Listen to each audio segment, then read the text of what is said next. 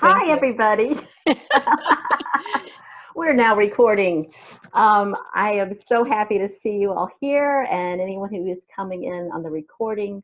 Um, Judi and I really wanted to introduce ourselves very briefly. I'm Robin Thomas, and I have been interested in health and wellness really most of my life, but especially when my son had some health issues, and then really found a community that I really liked, and that they taught me a whole lot. And so over the years, over the past 14 or 15 years, I've really been focusing on wellness as opposed to dis-ease. And we wanted to share some of the things we've learned. Judi, would you like to introduce yourself? Sure. I'm Judi Moore, and I actually fall into the same category as Robin. Is I've always been interested in health and nutrition and keeping my weight down. I was a competitive swimmer and swam through college, and really we had to swim at a certain body fat type. And back in the day, they just told you, to lose weight and never really gave you any tips on how to do that. But then my husband and I got married, and 11 years ago, I was struggling with Epstein-Barr virus, which I contracted in college swimming. And a few months later, my husband was diagnosed with a rare form of cancer. And so I was looking for a community because we were not wanting to do the traditional or all of the traditional cancer treatments. So I too found a community very similar to Robin. And so now our focus is focusing on the wellness industry. And I'm also a water fitness instructor, and I teach in Richmond, Virginia. Great. We're East Coast friends. Yeah.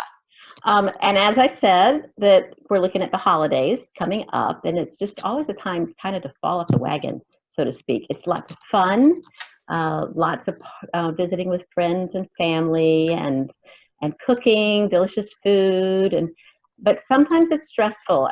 We find that we think we don't have time to exercise. We are going to a lot of parties, so we fall off of what maybe we know to eat that's healthy. And often that makes us feel kind of cranky and tired, even though it's the midst of the excitement of the holidays. So we wanted to share some tips we've learned over the years that can keep you healthy and energized even through the holidays. And I really made a focus on this last year at Christmas. So this has been, I know it can be done. One of the first things I do is, my son's diabetic, so this kind of came naturally to me, but to learn how to eat in a low glycemic, limit the sugar. I know there's a lot of sugar. I mean, Halloween's coming around the corner with a bagfuls of sugar in the stores and in the homes. But if you can limit amount of sugar, maybe give yourself just a treat now and then, or we're going to be showing some recipes that can give you some nice ideas of things to eat that don't spike your blood sugar. I mean, that's really important. Eating snacks through the day. If they are snacks, make sure they're healthy snacks and they have a protein component with them, and maybe a good fat, a healthy fat, along with a carbohydrate. And the other thing is when you're eating like your regular meals, make sure most of the carbohydrate is coming from vegetables. And then you're definitely sure to feel much better and great. And I'm going to put in the chat, I can put a link or I'll send you a link actually later about low glycemic eating. Judi? So our second topic would be avoid the idea of binge eating. So how many of you have ever tried to make up for what you know is going to be a gorge-worthy holiday meal or an event? You're going to a party, and you know there's going to be lots and lots of different foods, stuff that you don't normally eat, but that can be very tasty.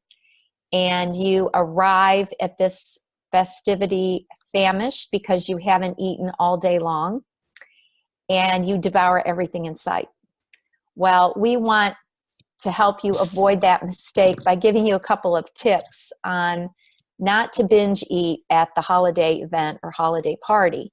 So what we have learned over the years is that you want to eat a good breakfast and something for lunch. You always want to do at least 2 meals before that evening event. And the better, if you can stick with a low glycemic option, like maybe a protein shake, like Robin said, that has carbs and fats and healthy fiber in it, so that you're keeping your blood sugar stable. That's going to be a really important piece to this. Low glycemic breakfasts and lunches are huge to keeping your blood sugar stable, which we know with over the years is the most important thing, so that you don't overindulge. If your blood sugar spikes, it's almost a forgotten thing, that you just kind of, everything that goes out the window, because all you want to do is crave, and you just want to eat. So the second thing would be scour the event, and look at the things that are being offered that might be more on the low glycemic, low sugar, table, and avoid seconds. That's a biggie. So decide what you're gonna try. Make sure your portion sizes are small, and make sure you don't go back for seconds. The other thing I would tell you is, if there's a dessert table, scour the dessert table and choose one. I'm not saying don't have any, because it's the holidays. We don't want to prevent you from enjoying some things. But what we have found is that if you just choose one and you eat some food type things prior to it, you are less likely to overeat and spike your blood sugar. Robin? That's great. Yeah, and then try not to. I mean, I know at late night parties it's tough, like Judi said, prepare ahead of time. And actually, Renee had a chat comment, that she has learned how to prepare ahead of time for parties and things, and not hold back on eating and then eat a lot at the party, or eat a lot at the big meal. Mine, don't eat after 7 p.m. Now, that was a tough one for me, but eating late they've been doing research. Northwestern University, 2015, did some research on this, and it is really shown, if you're, eating late at night is linked to weight gain. And even if you're not eating excess calories, my husband's a real late night snacker, so it's hard to sit next to him and resist the salty things he likes to eat.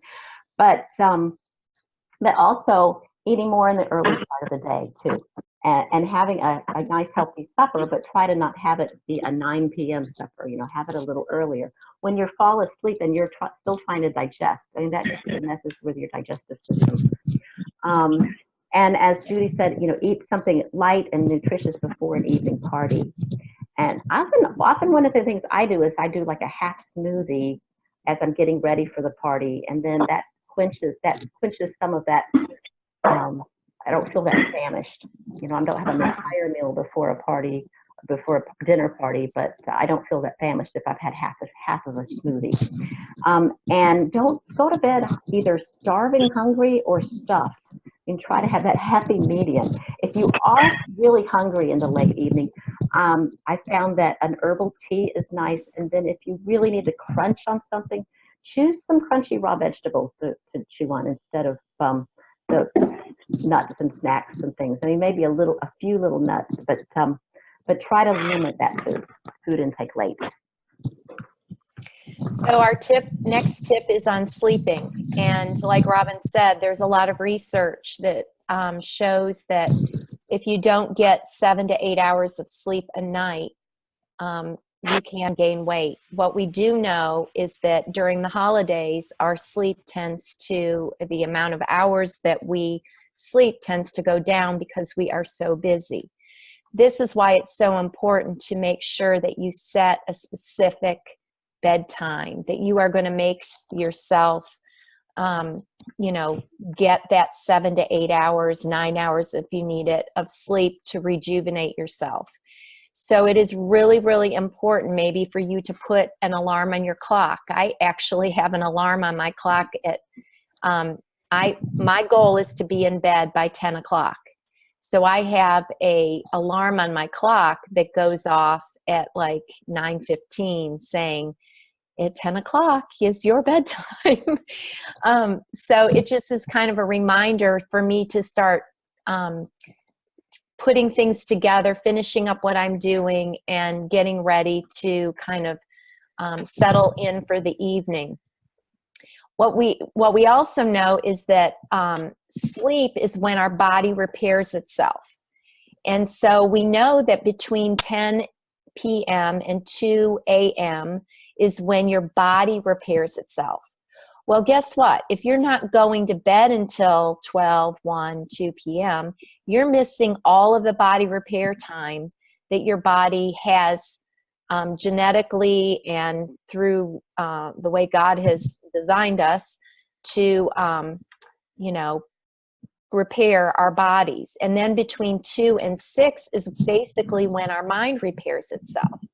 So if you are missing any part of that, you are missing out on the most important piece of sleep and rejuvenation and regenerating yourself in a healthy way. So make sleep a priority. Make sure that you have a real dark room. Make sure it's kind of cool. Make sure that you don't have any noise that's distracting you so that you can get into a deep sleep. And like Robin offered, sometimes it's really good to have a good cup of hot tea before you go to bed. Yeah, just not caffeine. Yes. Our next topic is on alcohol. Now, the fancy drinks tend to come out during the holidays. People like to do steaks, have a little fun, and make some fancy cocktail. And what I do when I'm going to a party that alcohol will be served, I make sure when I arrive, they always want to offer me wine or some drink. And I said, well, I'm first going to have a glass of water. So when I arrive to a party, I first have a glass of water. And then I may have one of the fancy cocktails. But after that, this is a suggestion my mom gave to me. She always had cocktail parties. She and my dad had part of their business was going to cocktail parties. I mean, that was the way they did networking back then. And she said, oh yeah, I would get one cocktail, and then I'd tell the bartender, or make it herself, just plain sparkling water with the same little decorations and things, a little piece of fruit or whatever was in it, and just drank sparkling water the rest of the evening. And so, and then the other tip I have is really take care of your liver and support your liver. And to get a really good nutritional support, there's a product called Hepacil that USANA offers that's really good for taking on those nights that you've had a little bit of alcohol and you don't want to wake up with a headache. So that's my final tip on that. That's a great tip. So the next big topic that we're going to talk about is exercise. And as a fitness instructor, this is like my baby. I have been teaching water aerobics and fitness for over 30 years.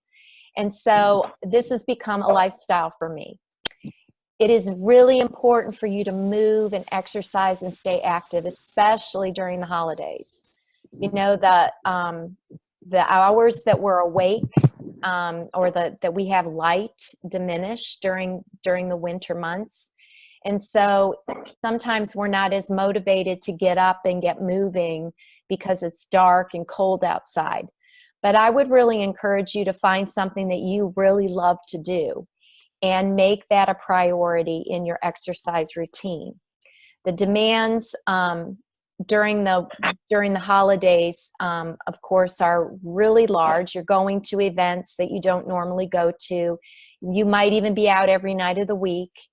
And you need to rejuvenate yourself by getting out, either in the nature, out in the atmosphere, breathing healthy air, and experiencing the outdoors and the trees and everything related to that. It's very important for your body to move. And so one of the things, one of the tips that I have that I tell my clients sometimes that I health coach is, if you are running low, you know, and you have an animal, for example, take extra walks. Take your dog or your whatever. I don't know if people walk their cats or not, but take your dog for a walk and make sure that you walk for 15 minutes, just 15 minutes, because that adds steps to your day. The other thing I tell people is, today a lot of people have Fitbits. And so work on getting to 10,000 steps every day. Usually what I find is if you can walk for anywhere from 30 minutes to an hour briskly, you are going to hit that 10,000 step barrier on a daily basis. So it's always good to try to set a goal. Maybe 10,000 steps is too much for you. Set a 5,000 step goal. And just figure out how you can maintain that regular exercise, whatever that be. If you like dancing, maybe you like Zumba. Maybe you like the water, try a water aerobics program. Maybe yoga is your thing. Get involved with yoga. There's all the varieties of yoga. Maybe you like Pilates. There's a lot of individual people out there that teach Pilates one-on-one, or that sometimes you can find them in a group setting. So find something that you enjoy. Maybe you just like to go to the gym and ride the bike. That's good too, or walk on the treadmill.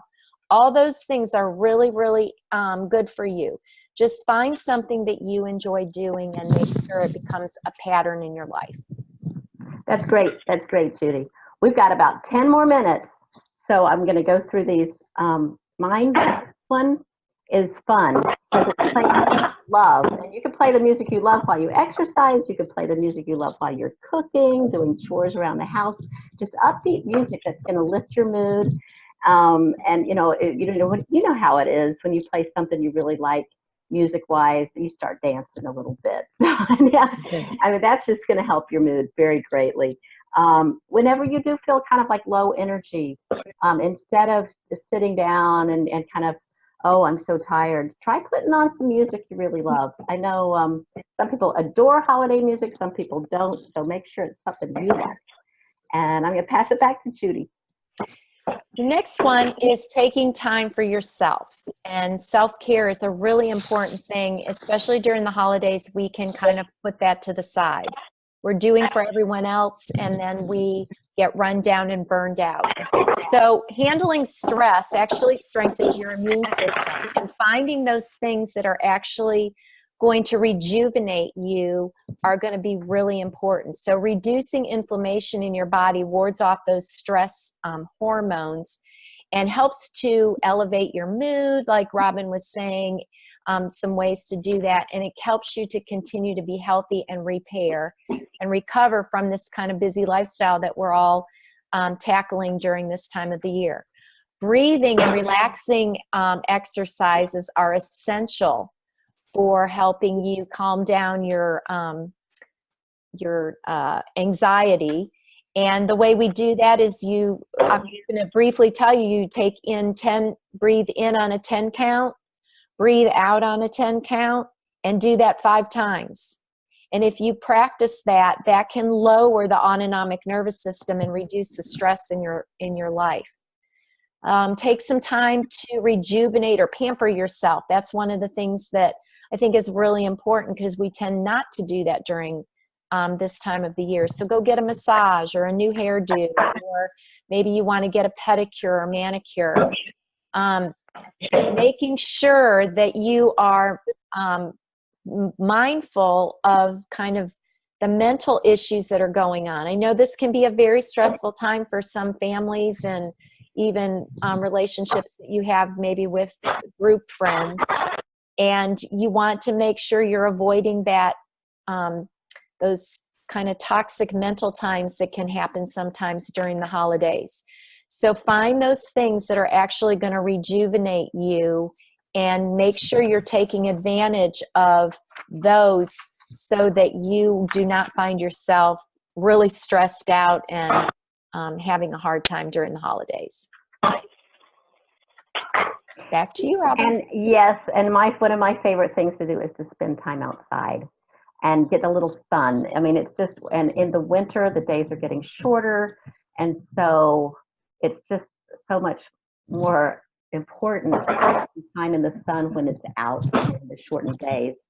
That always helps me feel centered. And really, it actually helps biologically too. I'm looking out my window now. It's gorgeous outside. So it helps biologically. It helps your biological clock if you get some sun. You take breathing. I know Renee loves to do outdoor walks, and I do too. It helps your circadian rhythm, and it helps the levels of serotonin. You know, your happy hormone, your neurotransmitter that helps you feel good. And then the other thing is some people really have a more serious issue. They have the seasonal affective disorder when the days get short.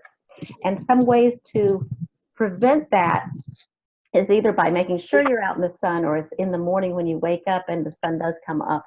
You know, make sure you maybe could stand and do the breathing with the sun on your face. Or some people actually do light therapy. You know, they buy a special light, but try first just being out in the sun a little bit more, taking a walk at lunchtime, that kind of thing. One other significant thing that can happen is vitamin D deficiency. And we don't think about that.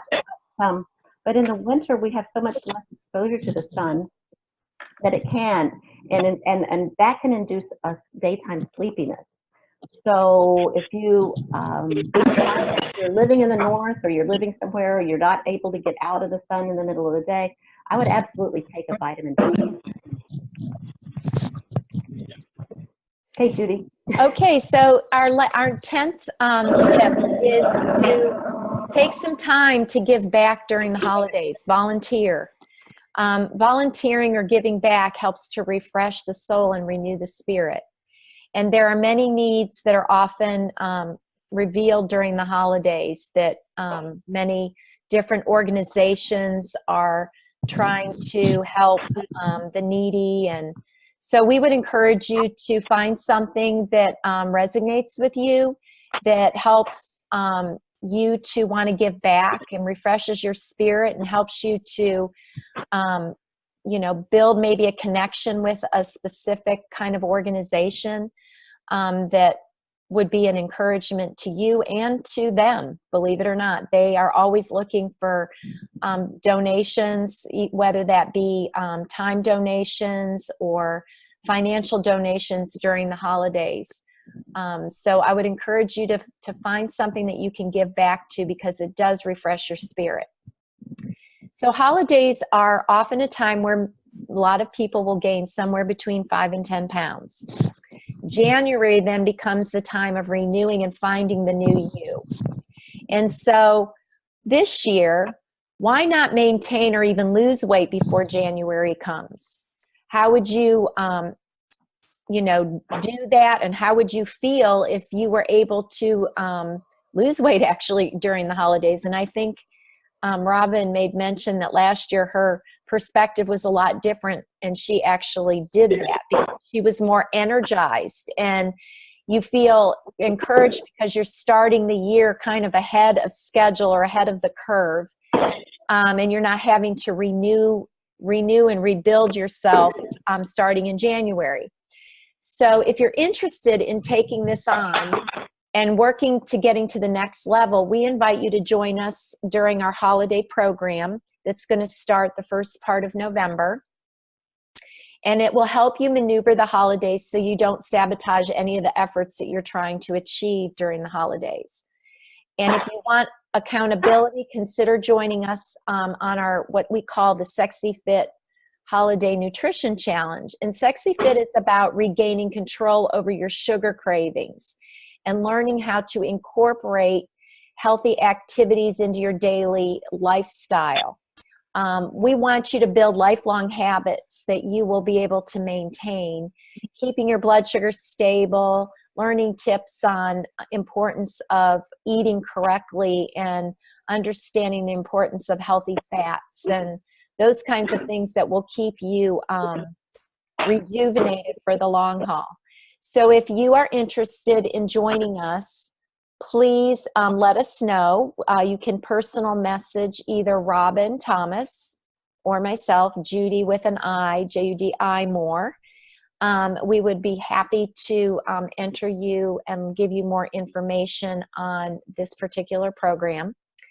And also, if you give us or personal message us your email address, we actually have 4 recipes we want to offer you for the holidays. They're low glycemic and they're really tasty. I know that the 2 recipes that I'm going to be offering you is a beet hummus. It's actually red. You make it with regular beets, and it is low glycemic and a great thing to offer and take to your event. So one of the other tips that we didn't talk about is if you bring something low glycemic that you can offer the group during the holiday party, then you know what's in it, and it's going to be a healthy option or a go-to food for you.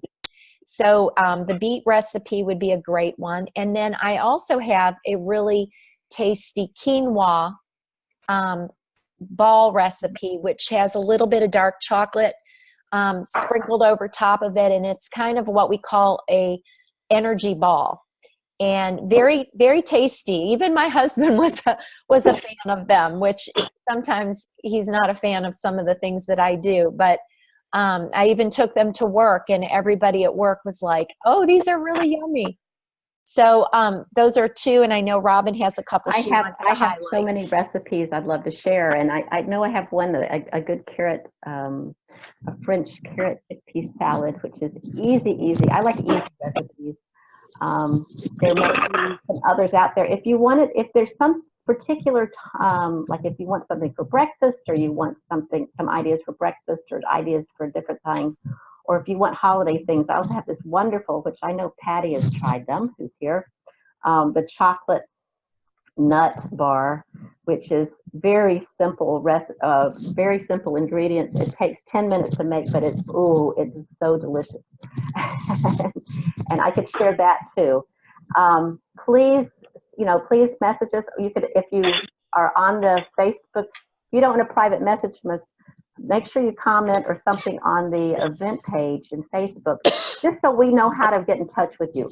So we'd like to be able to email you, actually, which is why we want you to give private message, so we can get your email address to send you these recipes. And then just to maybe let you a little bit know more about what the Sexy Fit. The great thing about Sexy Fit Nutrition Challenge, it's not all about nutrition. It's not just an eating plan. It is really a whole life helping. And we've learned some of these tips through there, and a mind, body, soul kind of thing. It's really a wonderful all-rounded program.